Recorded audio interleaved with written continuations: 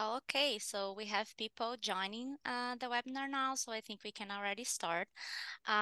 Thank you everyone for joining us this morning for this webinar on overcoming implicit biases in the legal profession.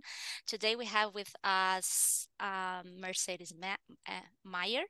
Well, let me introduce myself too. I'm Tatiana. I'm a representative of Women in IP, a Brazilian association dedicated to promoting more diversity and inclusion in the legal field. We are a Brazilian association, but we also like to create networks with women from all over the world. And one woman that it's a very inspiring person, I might say, and she very kindly agreed to participate in this webinar today, sharing with us her views on implicit biases and how we can overcome them. I will just do her introduction first before she can start her presentation. And for those of us who are watching, I invite you to participate in the chat or in the Q&A features. You can either request that if you want to ask your question out loud or make a comment, you just type in to let us know, and we can allow you enable your microphone so you can ask your question or make your comments. Or if you prefer to just type it, that's fine too.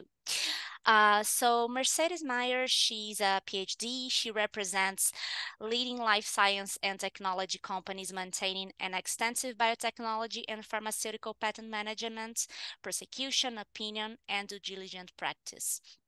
With a doctorate in virology and a degree in chemistry, Mercedes has a deep understanding of complex biotechnology and scientific research, which is key for advising life science clients on commercializing and protecting product innovations, as well as performing diligence for investing in new technologies, particularly in corporate joint development projects. Mercedes advises on developing patent strategies, managing the intellectual property rights, and making associated investments and acquisitions. She also handles patent reexaminations and inter partes matters, and she's also very experienced in these DUI and discussions. So Mercedes, thank you once again for joining us today, and the floor is yours. Yay! Okay, let's see if I can do this right. And if you were listening to that description, you would know, or sit there and go, okay, she's not a psychologist. What the heck is she doing talking about implicit biases at work? And I think a lot of this deals with the fact of my own journey of going through law. So what you're going to hear is my own journey. And of course, that means that there's going to be a disclaimer. And I also disclaim the fact that, of course, I'm not a psychologist. And any of this will change, especially with the more books I read. And I do give a whole list of books at the end. So I was telling Tatiana before you all joined, I was working on this presentation even yesterday because I had to sort of create it. And the more I was working on it, it just felt like it wasn't getting organized. So we're going to start with some definitions, and then we're going to look briefly at some numbers on the impact of women in the US. We're going to look at the root cause. Again, in my honest opinion, this is my root cause. We're going to look at potentially some solutions. This is sort of going backwards. And then why should we care, as well as the bias, the brain and the bias buckets, and looking at additional areas of how bias comes up. I've tried to organize this, perhaps not the best. Okay, so explicit bias. I think we're all pretty familiar with explicit bias. I mean, it could be really horrible in the forms of sexual harassment, sexual assault, certainly. It could be bigotry, and especially racial bigotry, or religious bigotry. So you have the conscious biases, but there's so much more to the conscious bias than what we see at the surface or what we think is tangibly there. and it's the iceberg, basically. It's everything underneath that sinks us.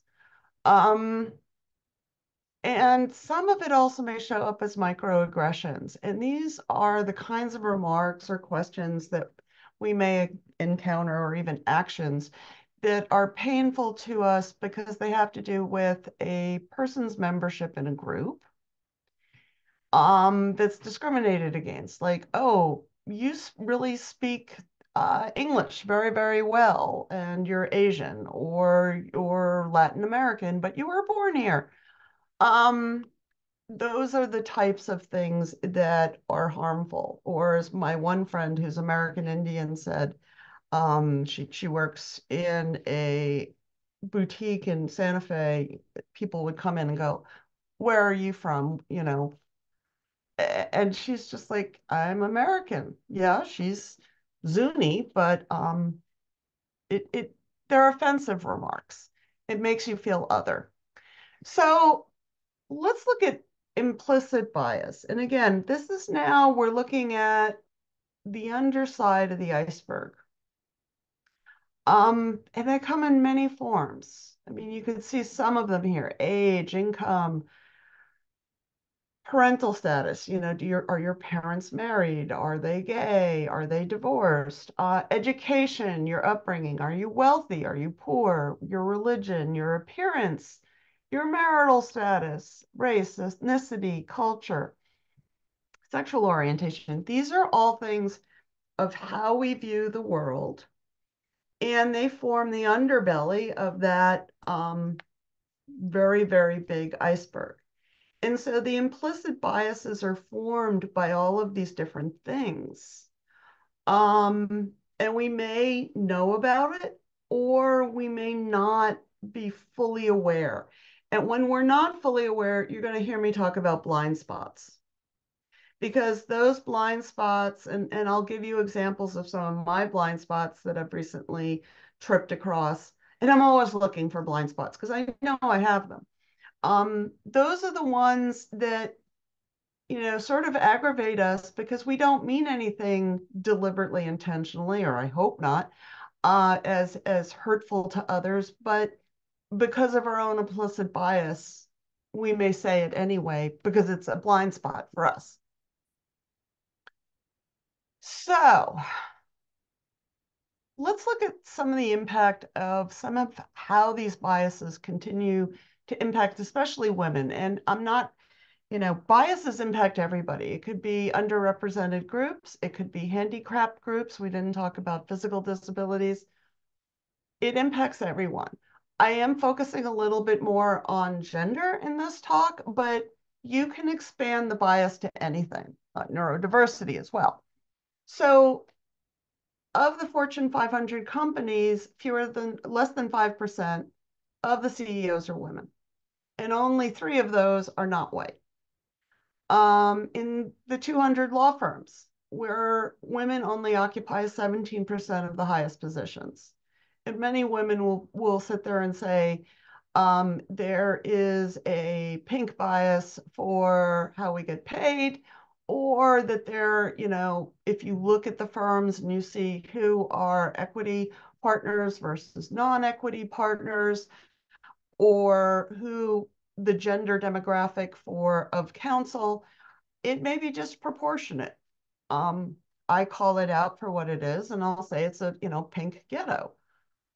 Only 19% of the US congressional representatives, 12% of US governors, and 18% of mayors in our largest cities are women. Remember, we make up half the population, so these numbers, you have to sit there and go, why is this? So that's how it comes into play. That's what it looks like. It's a power issue. Why does the power issue come up? And I think the easiest way for me to come to grips with implicit bias is when you think about it from an us versus them, or me versus them approach. And you think about it, who's them? The them are the various categories that you feel are other than you. not you, don't define you. So I think if you boil it down into the black and white of us versus them, it becomes more clear about how the implicit biases come up. Mercedes, I think are you meaning to share the presentation or did you prefer not to share? I'm sharing it. Oh no, it's not showing for us. Oh, I thought you might have, just decided to use the presentation for your reference, but someone asked here too, so I just well, okay. Hang on. because you were talking, it was being very fun for us to follow without, but I think the presentation might add something else to the audience too. Yeah, no. Okay, let's try this again. Share screen. Oh, dingbat. And by the way, thank you, Sharon Crane, for pointing it out. Thanks, Sharon. Can you see it now? Yes, now it shows for us. All right. Well, let's show you the pretty slides you all missed. Okay, so there's my wonderful disclaimer. Here's your wonderful roadmap that I talked about. Um, so you got all the arm swinging, but none of the, and so here's your iceberg, okay? Because we're talking about that evil iceberg. Here's the definition of implicit bias. And Tatiana will make the slides available to you. Um, and we just spoke about the biases in play today. And we were getting into the us versus them. Okay. So now we're going to look at it from who are the them in more detail. And them can be based on your color or your culture that you were raised. And I would say us versus them, and we're going to get into the brain aspects, into the neuro aspects of how your brain works and figuring out them. Them is a fear factor. It is your lizard brain, your amygdala at work. And it's what's safe, what's not safe. So sometimes recognizing what's not safe, a different culture from what you were raised, or a different religion, or a different gender, all of those things can have factors tied to them from how you were raised as to whether you should be on guard. And they create your biases over time. There's an ageism bias. I don't really get the handicap bias because most people who are handicapped, I think people don't think of them as being scary to you.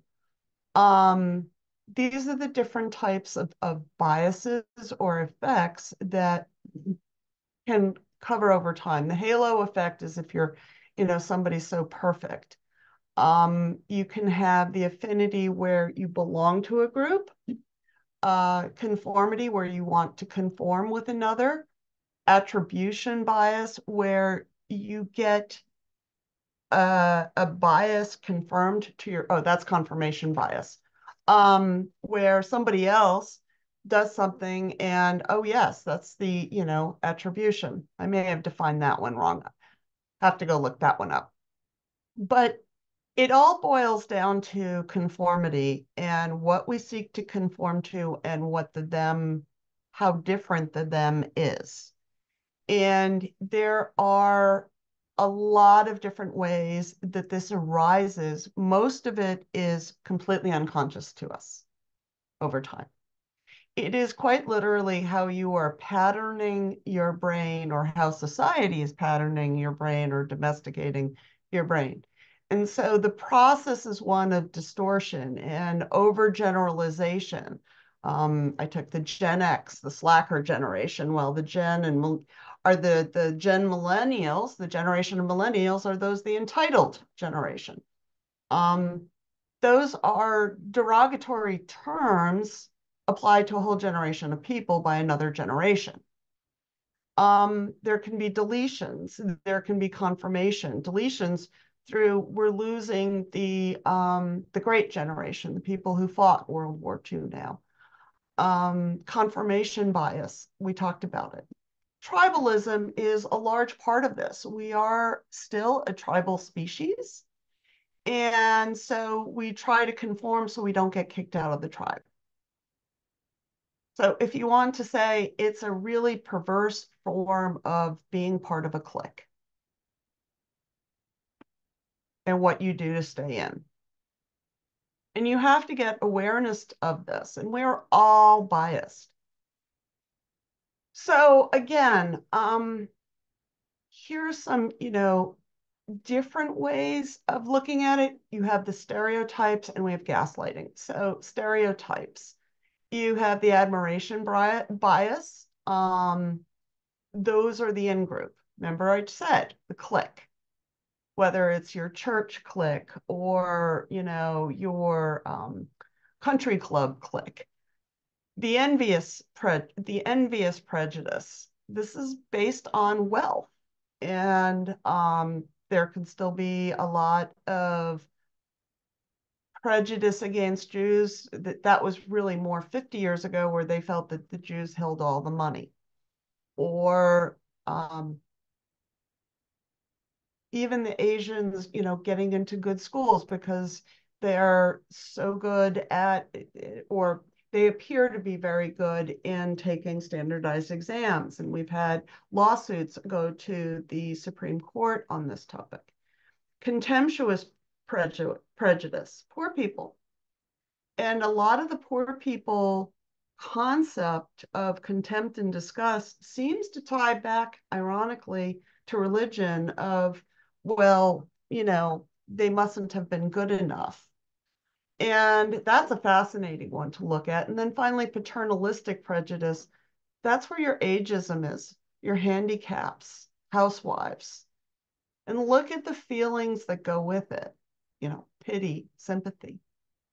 So interesting way of looking at it, and perhaps feeling within yourself, okay, am I feeling pity and sympathy? Okay, well, then it's a paternalistic prejudice that I hold. Or am I feeling envy and jealousy, that the Bezos has so much money? What is it? You have to go and sense in yourself how you're feeling to determine your stereotype. Tatiana, I'm using your face literally to say, okay, am I conveying this message? All right, gaslighting. So gaslighting is one of those really horrible things. So, okay, if you disagree, it's an intent to be heard and understood. But the gaslighting version is to control the narrative. So here are some contrasts of, what's the difference between disagreeing? What's the difference of gaslighting? Trying to make another person feel crazy or like they can't trust their senses. That's the one that probably gets me the most, because I suffer from imposter syndrome or imposter phenomena. And, watching the movie Gaslight with Ingrid Bergman, she's going crazy. She thinks she's imagining everything. You start to stop trusting your gut. To find points of agreement that some common ground is found, but your version's always wrong. Your views are ignored or ridiculed. You have to contrast of how it's being done. And I would say frequently people who are gaslighting, or even if you gaslight, you may not be aware of it. This is one that is sort of the toughest for me to struggle with and overcome. I mean, I certainly don't want to gaslight anybody else. Could I be capable of it? Absolutely. I'm human. So here, then you have gaslighting and self-gaslighting. This is me on steroids. It's all in your head. No, I'm too sensitive and emotional. You're overreacting. I'm exaggerating. It's not really a big deal. I meant it as a joke. They were just joking. I need to get a thicker skin. So this is how you can then self-gaslight yourself and make yourself feel bad. So just a different way of looking at it. And if you haven't watched the movie with Ingrid Bergman called Gaslight, I think it's Gaslight, yes. It's a great movie. Um, and they do catch him for what he is, her husband. So solutions to bias, as I said, I'm going to go to solutions next. And then we're going to go back to looking at the how do we analyze it? How are we in control? So let's look at some solutions of how we can address it personally. I think the biggest thing is to get curious. And that's what's led me to where I am today. I read a ton of books. Part of it was I wanted to get curious in my career of how I could do better. So get curious about yourself, your culture, the history of your culture, your generation, religion, and then think about how does this impact how I work, how I interact. Um, Again, you're running things through your head. Am I thinking about it as a me, us versus them? If so, how am I feeling? Think about that quadrant that I showed you. What is it I'm feeling? Then you may need help with that. Go get Brene Brown's Atlas of the Heart to figure out feelings. Feelings, we're emotionally illiterate. I will warn everybody now, especially as lawyers, we are completely emotionally illiterate. And then think, you have to get curious. Why do I have this thought process? And one of the books is The Four Agreements by Don Miguel Ruiz, which gets into sort of the domestication and really asking yourself objectively, why do I have this thought process? Um, and is this thought process really helping me still, or do I need to change it? Educate yourself, stay present. If you're going to be objective, you have to be fully present. And this is tough, especially in work settings. Meditation will help. Gratitudes will help with positivity. I know that sounds corny, but it really will. And every time I get away from it, I get really negative. Um, and then help to be an ally and an educator, help others, which is kind of what I'm doing today. Yield and listen to others and pause to ask how you're thinking. So again, take that really useful pause and say, are we staying on track?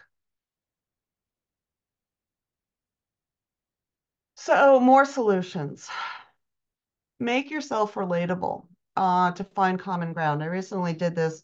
I have joined a new firm and I sent an email around to the whole firm. And I don't recommend this to everybody, but this firm is the safest I've ever been psychologically at any firm. And I sent it to everybody, staff, everybody. And I'm like, okay, you haven't met me. This is who I am as a person. And there was a lot there, about kids, dogs, breeding dogs, showing at Westminster, what I collect, that I have a very strange sense of humor. Um, and then there was the legal side. And the staff have come up to me and they're now engaging. And they're like, you're really more relatable now. You're not transactional. Those are really key words. We're no longer, I made myself look human to others, but the attorneys were better. They're like, well, that was really brave of you. I don't know if I could do that. Or, I don't think I'm interesting enough. I'm like, we're all interesting. Okay. This came from an attorney who won a championship of Magic the Gathering. I'm like, yo, dude, you're interesting. Okay, so we have to find common ground. We have to move away from being transactional. We have to be authentic. And I think the one thing that lawyers hate doing is being vulnerable, which is what you have to do to be authentic. But the more authentic I am, actually, I find the more rain I make. The more I'm a real human being, don't overshare. That would be my daughter who absolutely overshares way too much about she and her boyfriend. But, you know, I think being real and saying, I don't know, this is hard. Hey, implicit bias is hard. I don't have all the solutions. I never will. I'm just sharing what I've learned. Be candid. Well, I just was. Um, Search for, identify, and talk about identified blind spots. And there was this great one, if you watched NBC recently, there was this military father with his four daughters, and these people kept coming up to him saying, "Oh, I'm so sorry that you have four daughters." And the daughters would be there, and he's like, "Why? Why are you sorry? How do you think that makes them feel?" And I thought, what a brilliant perspective on implicit bias. And I wrote about it and blogged on it on LinkedIn. So if you missed it, you can go find the link. You can watch the story. It's a great story. He's got it right. And he loves his cuddles when he's feeling sick from his four daughters and his wife, who all come over and check on him. Anyway, get curious. I would say take the implicit association test. I've given the one for Harvard. Um, I think my favorite was Oprah Winfrey was even biased against Blacks. And she was appalled at that finding. But again, think about how you've been trained by society to think. So, then you can get more curious. Where did my attitude come from on these biases? What evidence do I have for the belief? Is that belief still working for me?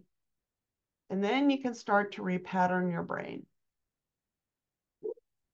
Um, Allyship. And I am doing this at home, so there are dogs in the background. Um,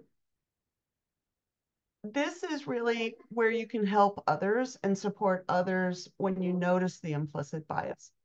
I will warn you that this is not easy. If it was easy, perhaps we wouldn't have had World War II and what happened to the Jews. Okay, allyship is not easy. But you can do it in little ways of making sure everyone's opinion at the table gets aired. That's something I try to do whenever I'm on a Zoom. Or making sure your idea or another person's idea is not co-opted by someone else, even if they have more power.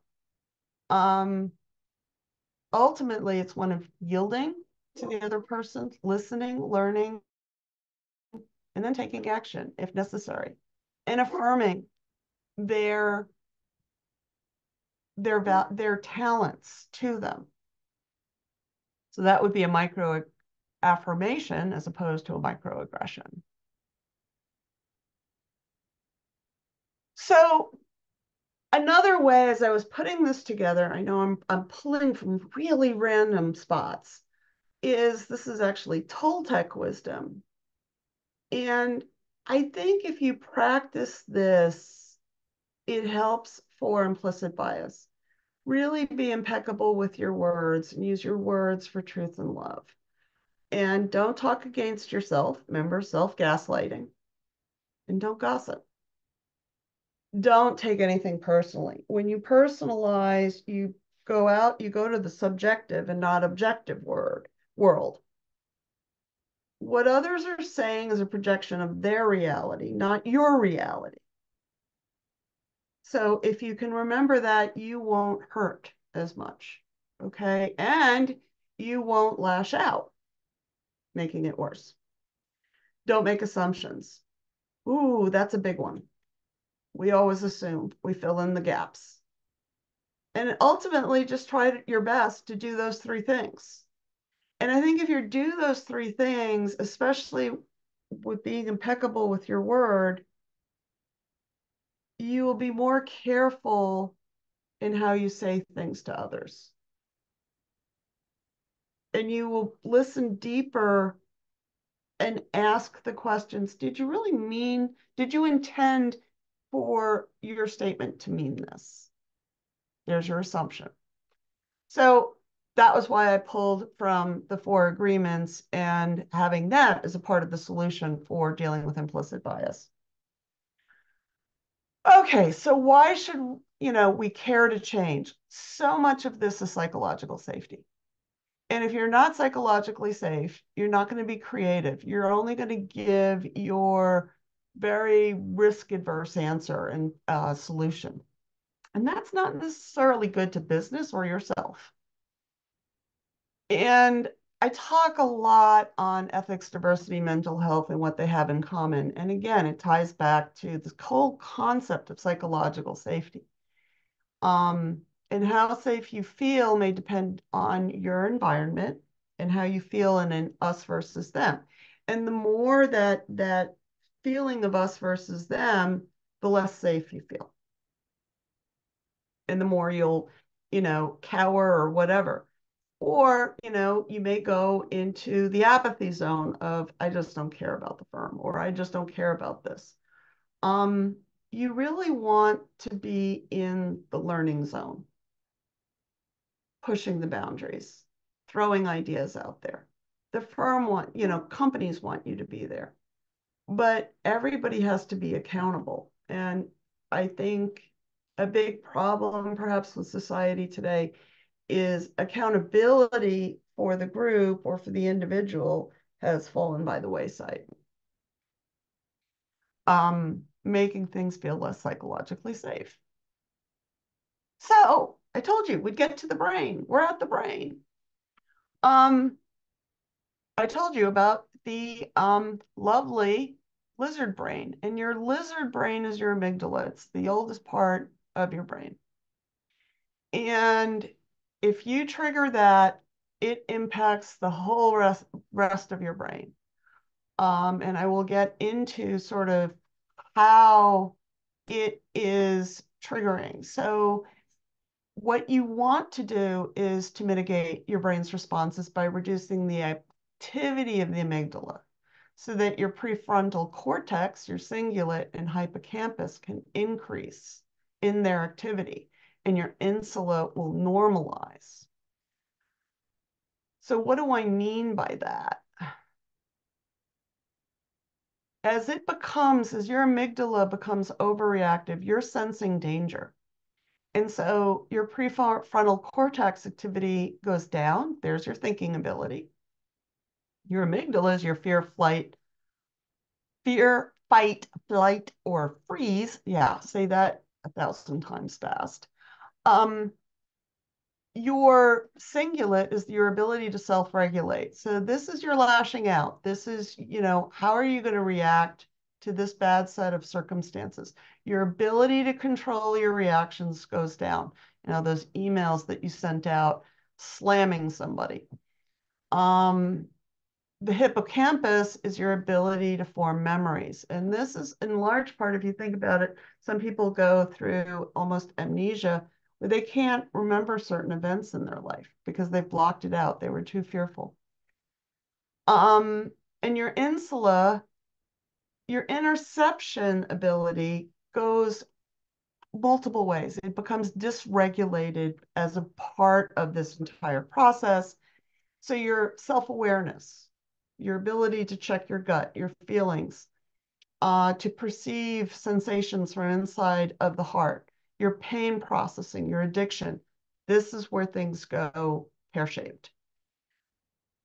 You have to be aware of this. And this is why having, whether you're doing gratitude journaling to improve your mood or meditation to calm your mind, all of that is to reduce the overactivity of your amygdala.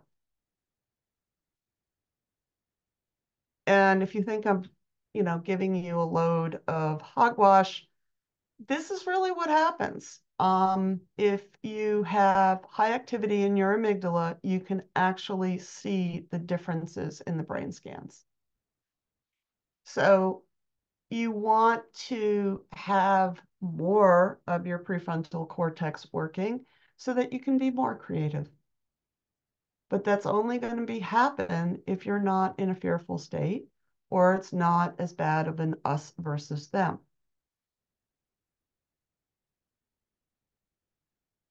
So how does it really look? Well, if you are in a psychologically safe place, you can give feedback and receive feedback.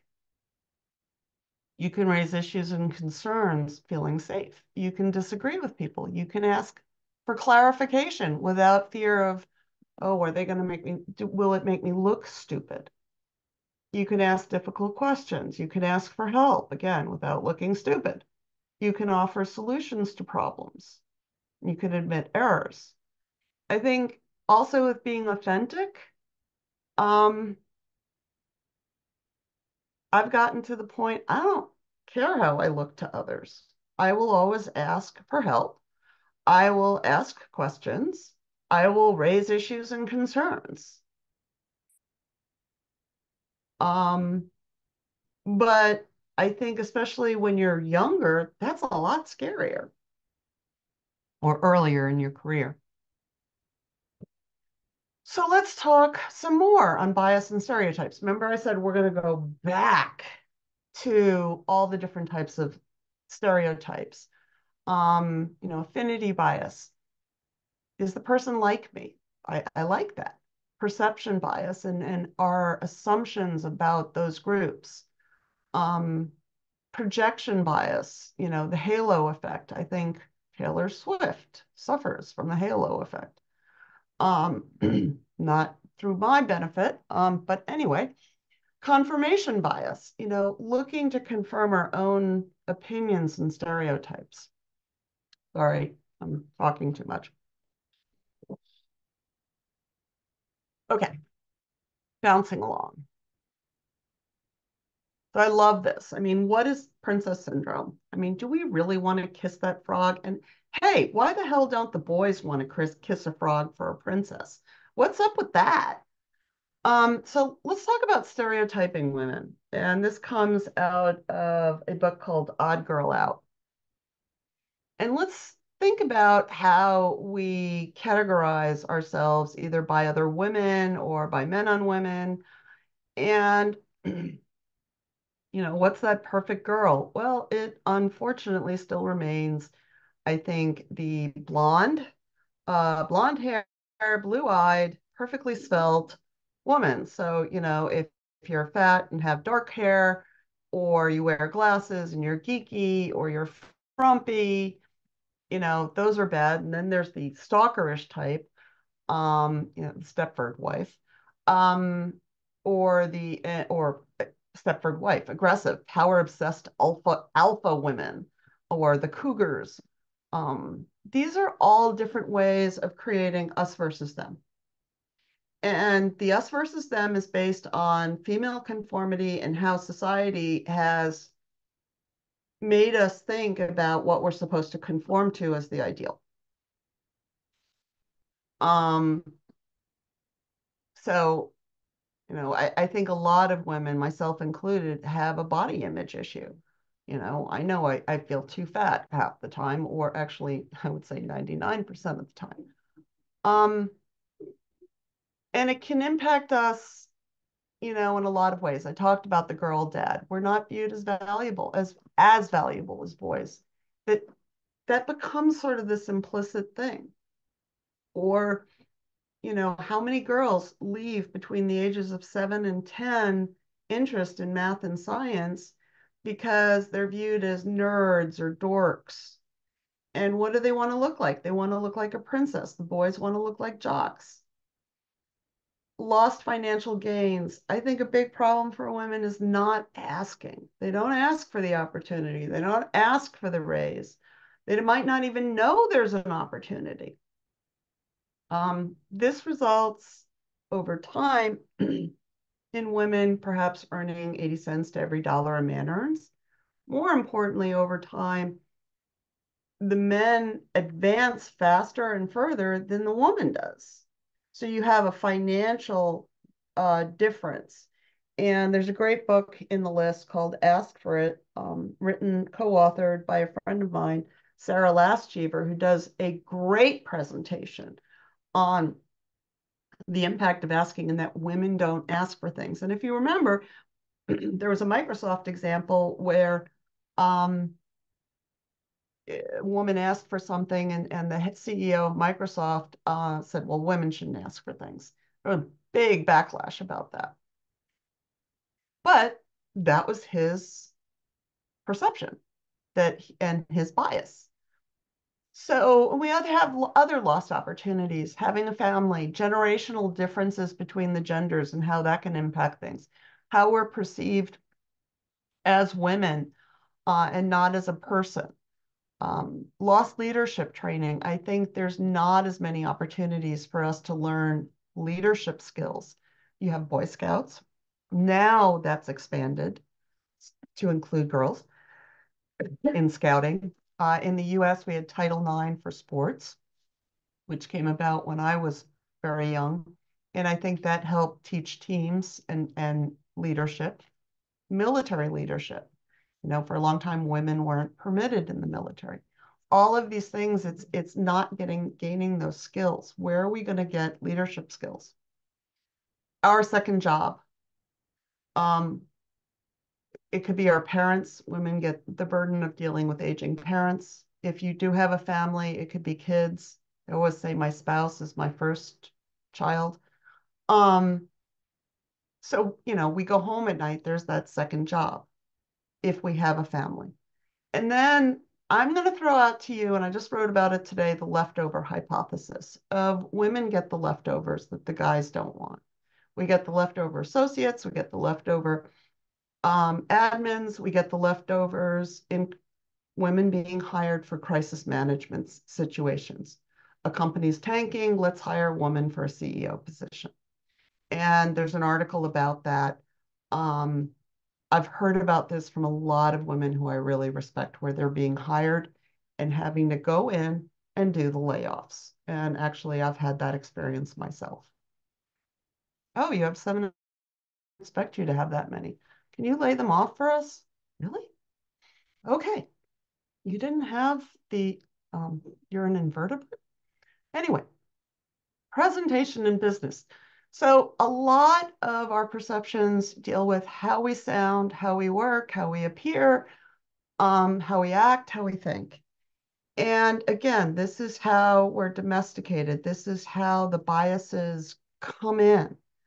How we act, it could be, we may be neurodivergent, how we project our voice, how we appear, you know, do we dress well? Do we have tattoos? How many piercings do we have?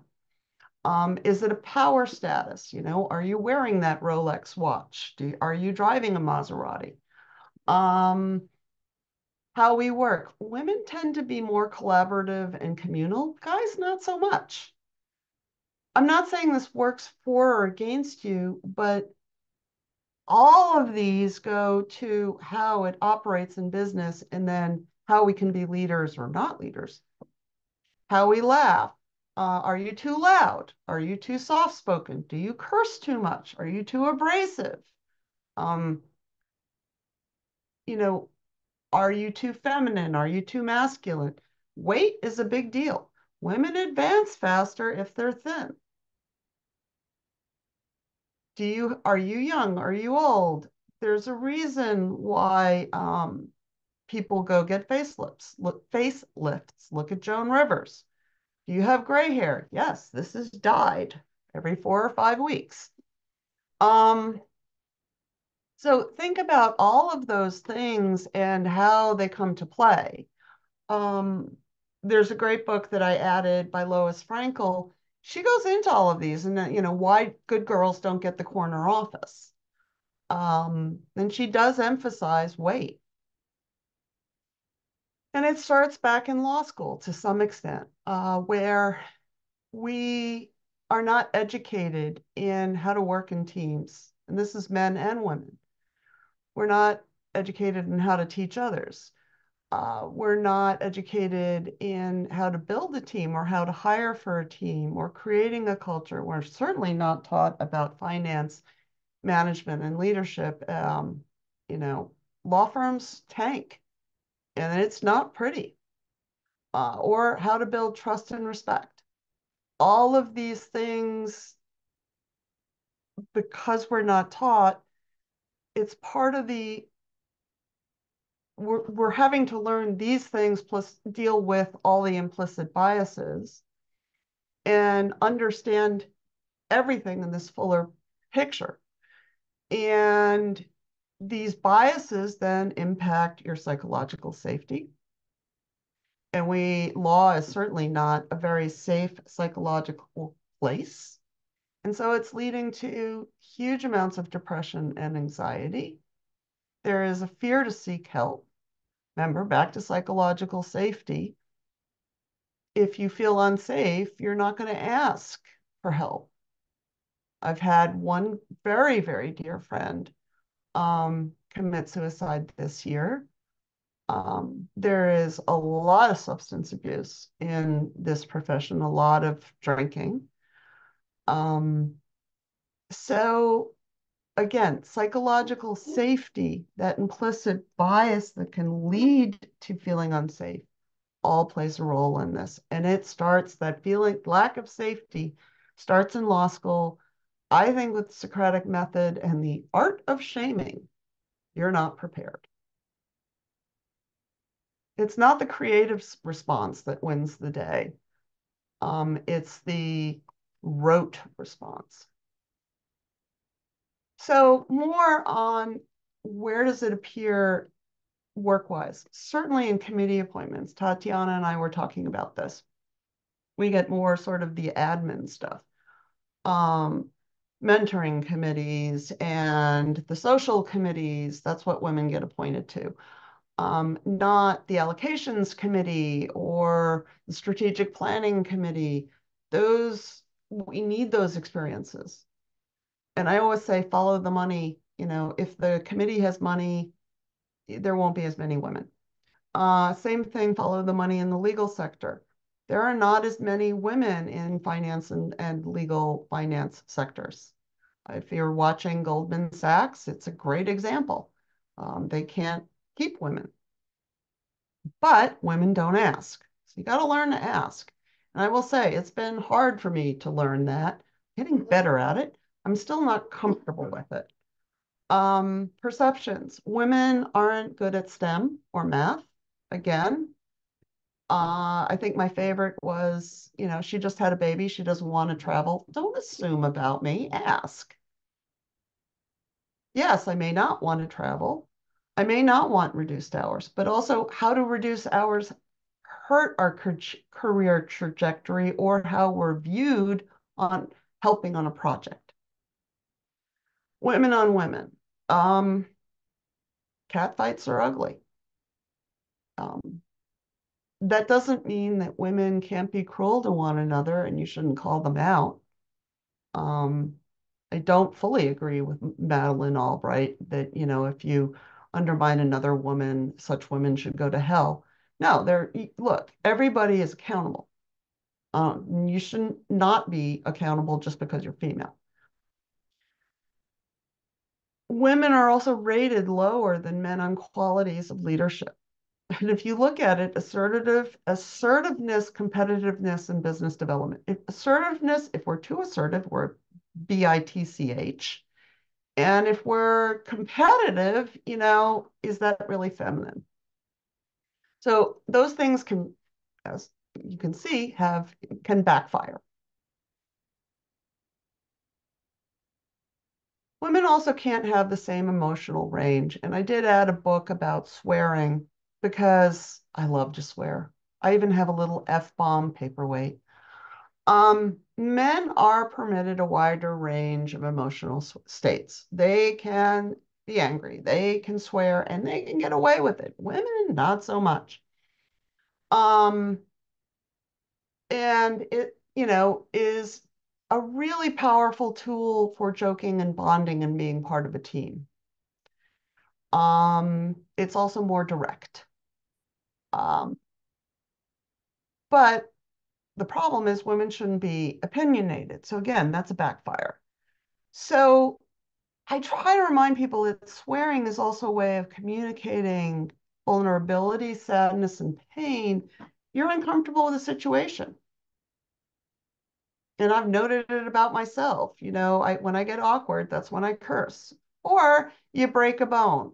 I will curse a blue streak when I break a wrist. And the flip side for men is men aren't allowed to cry. Why? Everybody should be allowed to cry. You should have emotions. So I really like this picture because she really looked strong to me.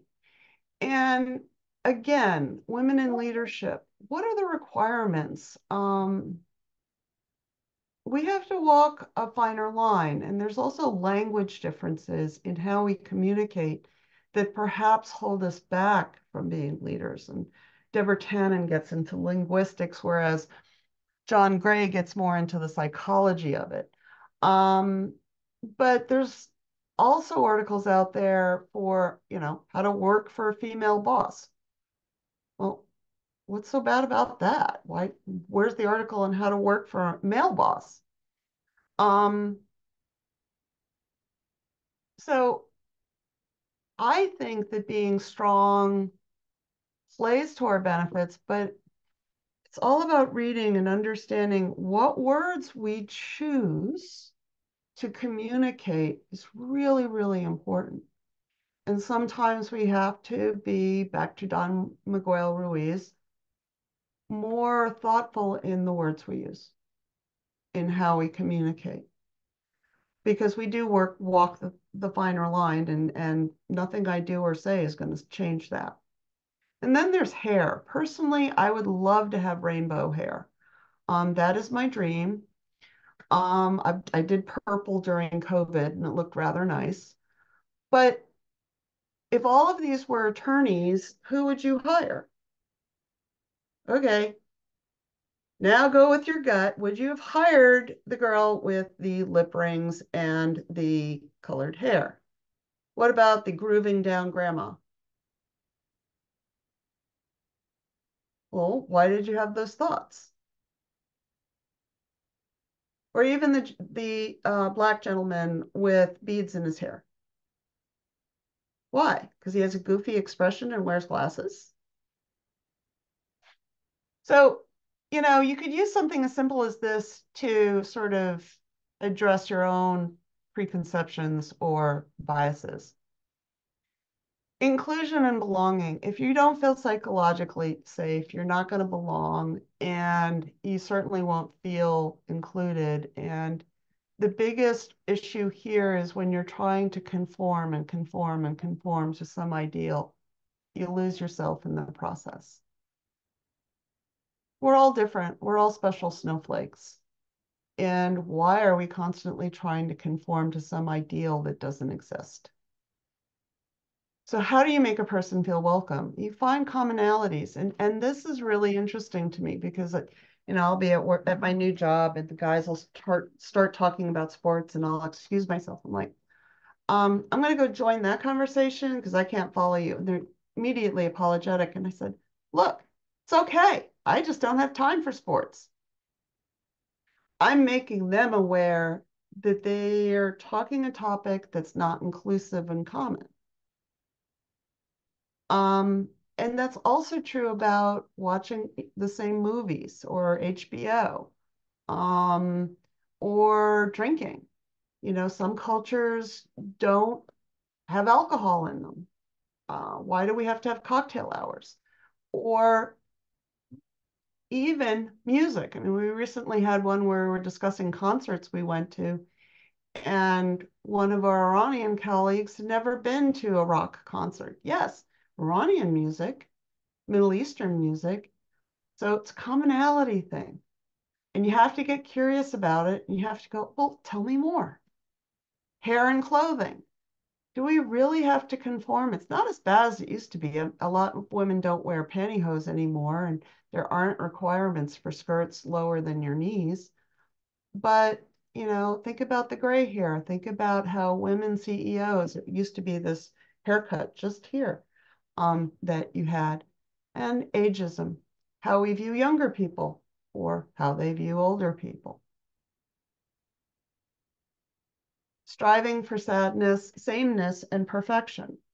Perfection is hard, and we make it worse on ourselves as women because there's motherhood. Am I being a good mother, good partner or spouse? How do I appear? All of these are stresses that we put on ourselves based on implicit biases of how we're supposed to conform. And I think a lot of times we have to pull back and discuss and remind each other so we don't feel alone of how we feel about this. And also for the commonality, finding those safe places to talk. What are our hobbies? I have a group that gets together once a month and we knit and crochet together. And it's a group of IP women on a Monday night. Sometimes people only show up with wine, and we wine, as in WHINE, not the drinking kind. And we just catch up with each other and shoot the breeze. But we do it over a common thing that we enjoy. There are other ways of doing it. And just you have to remember that what may be common could exclude or make people feel not included, not like they're belonging. And you have to always remain curious and objective to that.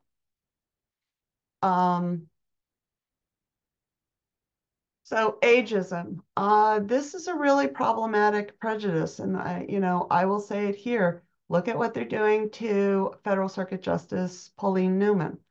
I'm sorry, I still would not like to argue before that woman. She would make me look like an imbecile. She has forgotten more than I will ever know. But her age is being used against her. Oops, I shouldn't have said that because this is being recorded. Oops. Anyway, never mind.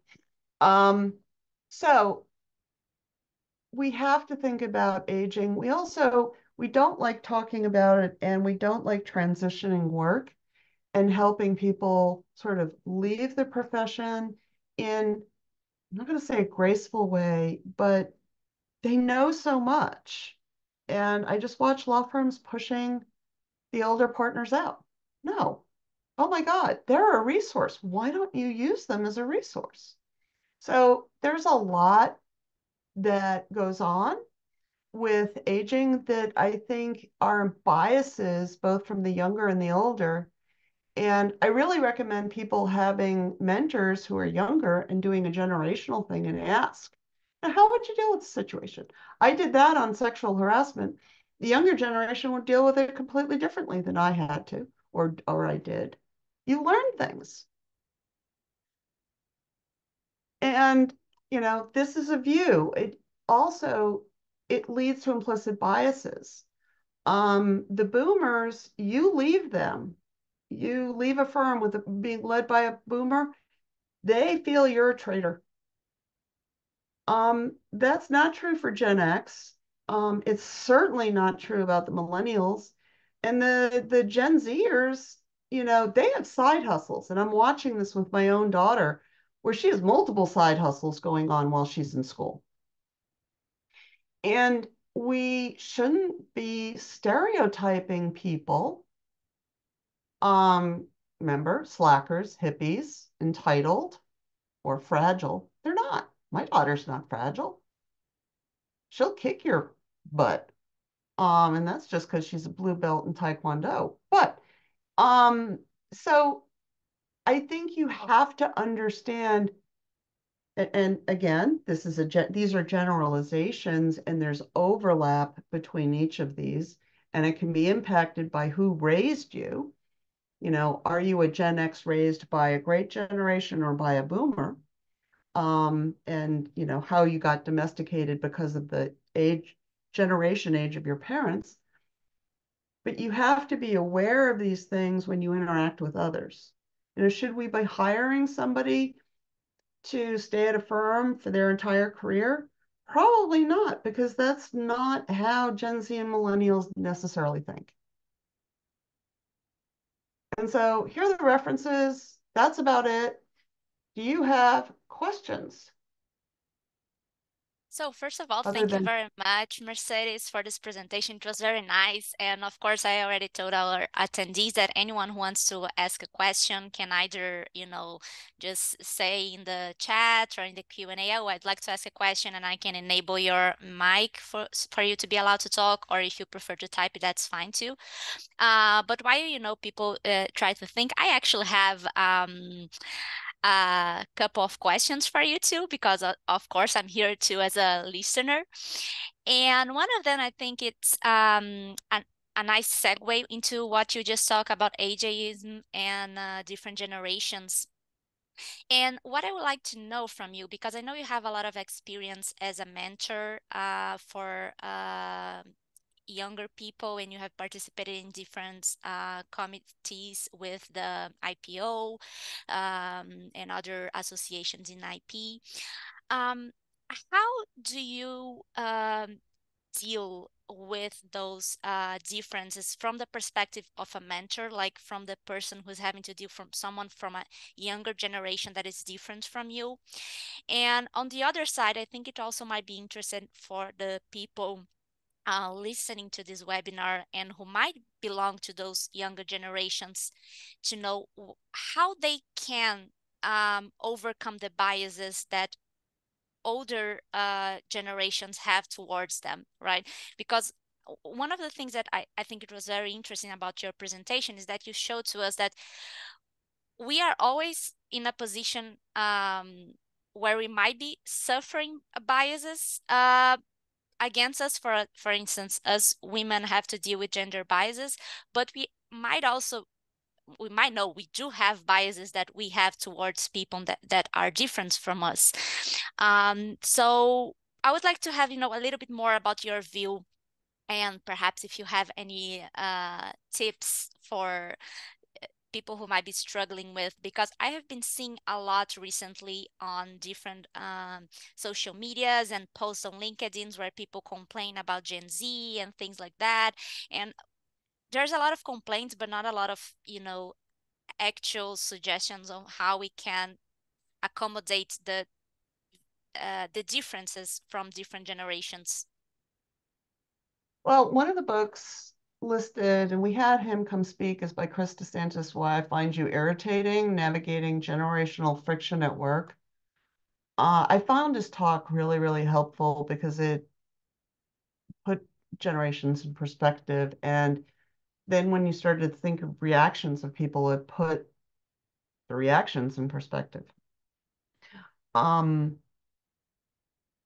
if I'm mentoring somebody else, the first thing that I do is, people have this weird perception of me as um, I've had a colleague say, well, you're a rock star. I'm not a rock star, okay? My poop smells just as bad as your poop smells, okay?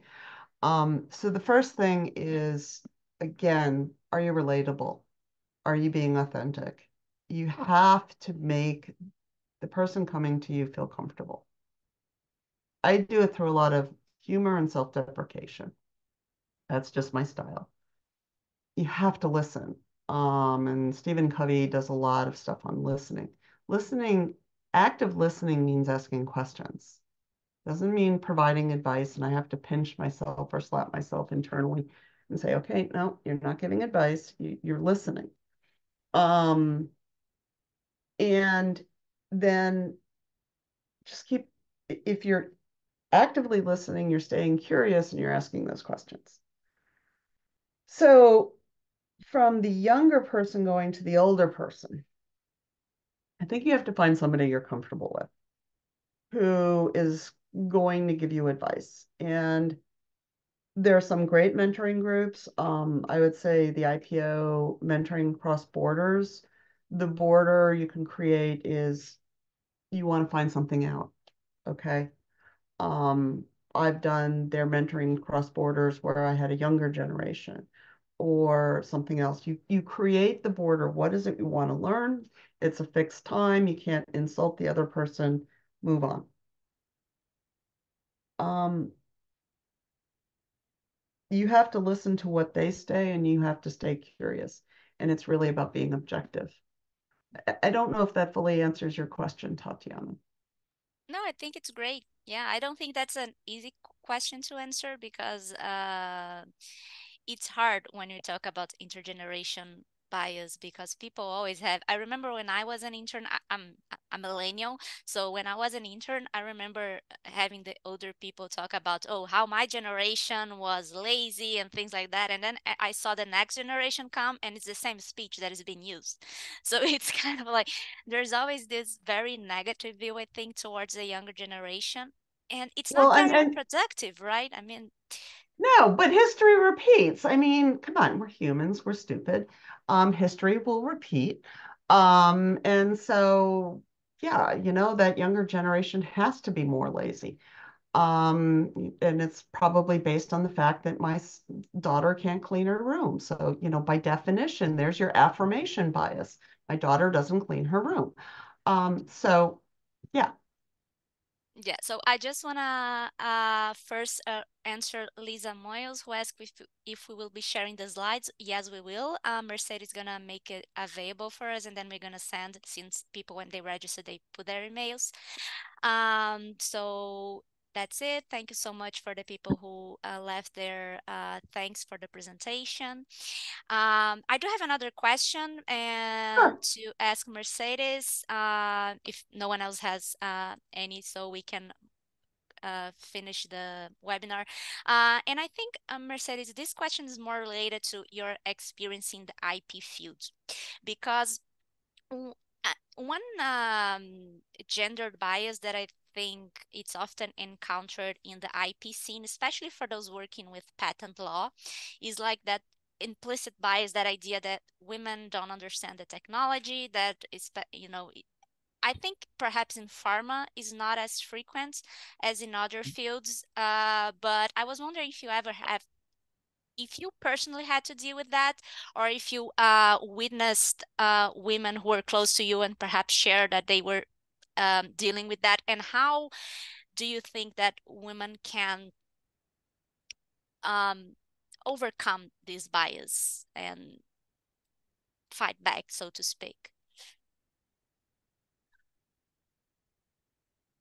I think with pharma, there's more women inherently. I think for women in electrical engineering, mechanical fields, there are fewer women.